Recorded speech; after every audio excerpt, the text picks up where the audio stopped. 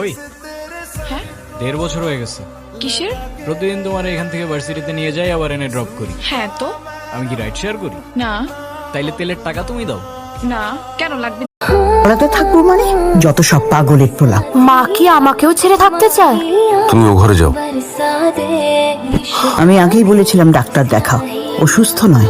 আগে ওর মাকে খবর। তুমি তুমি কোথায় আদি? আমি চলে এসেছি। Sorry.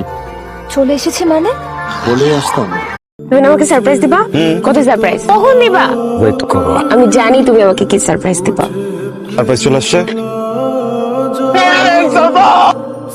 High, this is for you.